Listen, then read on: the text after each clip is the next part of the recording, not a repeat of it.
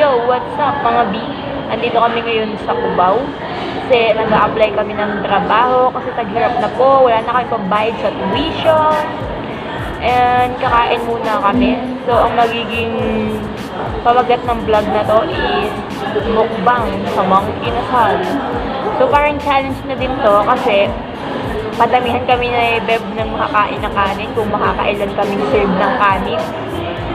And sinave ko talaga tong araw na to. Hindi talaga ako kumain simula pagkagising ko kaninang umaga. Ayan. Train. Patiksan.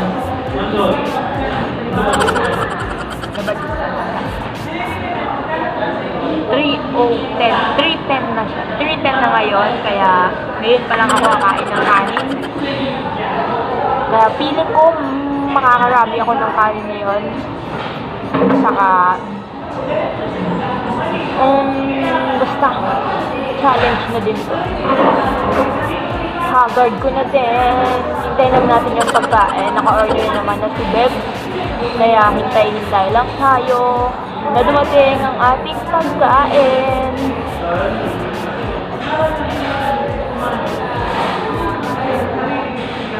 May tanong lang ako. Ay, may nalaman pala ako. About sa sabaw ng Mang Inasal. Ano ba yung Beb? Ikaw nga magsabi. Ano bang meron sa sabaw ng Mang Inasal?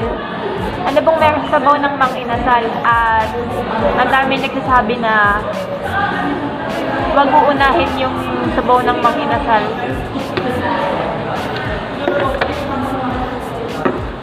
Pahingin pong sabaw. Ano yan, tubig? Walang drinks.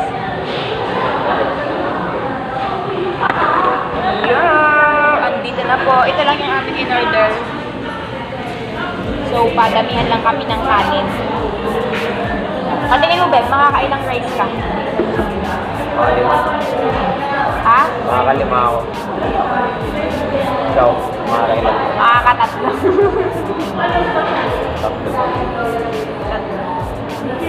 The challenge begin now. Wait, may tanong ako sa'yo. Tanong mo. Ano nga bang meron sa sabaw ng Mang Inasal? Bakit sinasabi na marami na ipanghuli ito? Para mawalan tayo ng gana kumain ng kanin. Kasi di ba marami rice tayo. Tapos, Nagsabaw tayo, mas makakamura sila. mas makakatipid. Sa bagay, na-try ko na nga yun. One time. Kasi ang dami kong hinigop na sabaw. Tapos, nung kumakain na ako, parang 1.5 rice na yung nakain ko kasi nangasip na yung sigura. Sobrang gano'n. Ganun yung nangyayari. Kaya ngayon alam ko na. Pero, ngayon, nga pala, wala akong stand ngayon kasi nawala yung flip ng cellphone. Ito na ang sabaw ng Mang Inasal na dapat daw pinanghuli kasi mabilis nakabusog. The challenge begin now. Makakain ng kanin kaya tayo ngayon.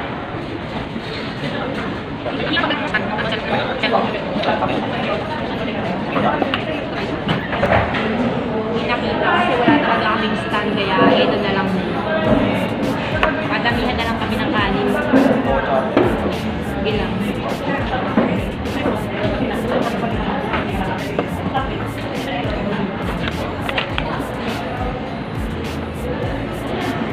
Sabi nga nila, hindi masarap ang kain kung walang sili.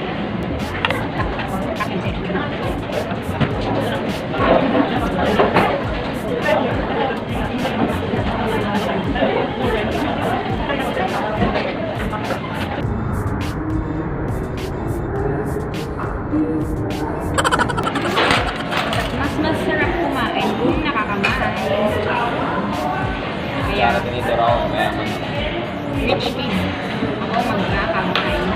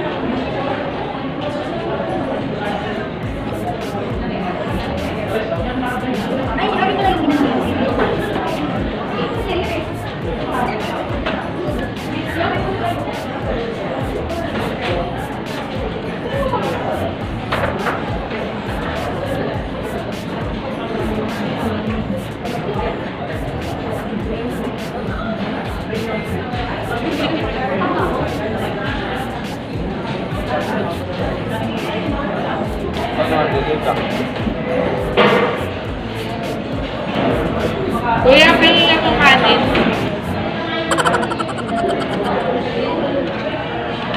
Salamat.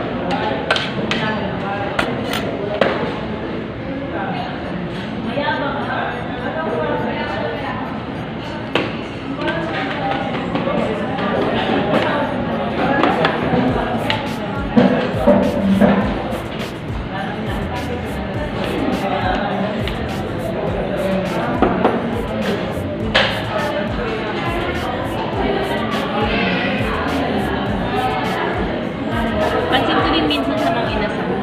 Yung unang rice nila, sarap. Ang lambot. Tapos, medyo parang malagkit siya. Pero yung pangalawa nila, tignan niyo. Hindi ko alam kung...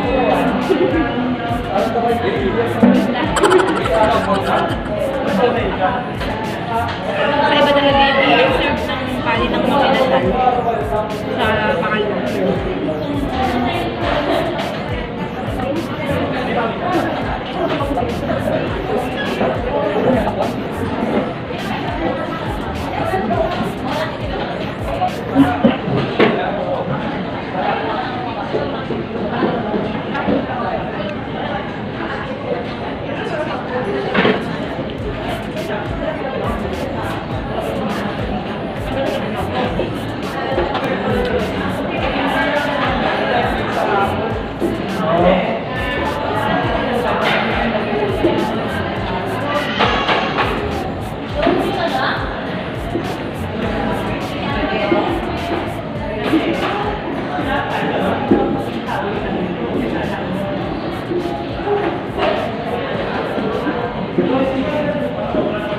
Oo, hanggang puto. Grabe.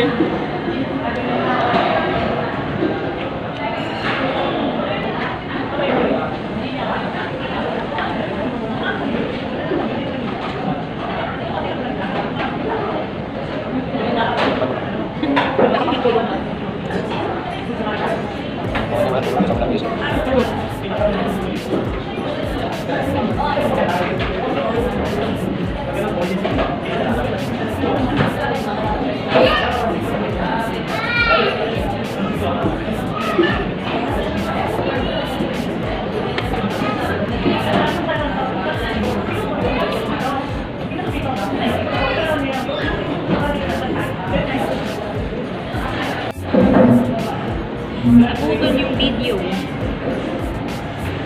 ko alam kung bakit. Eh, tapos na kumain. Naka 2 rice lang ako.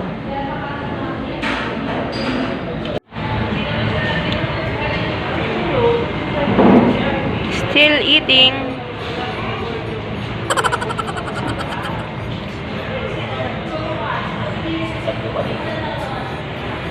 So yan ang aming buto. Makaya makaluman nito. 14 lang. Hindi sabi ka?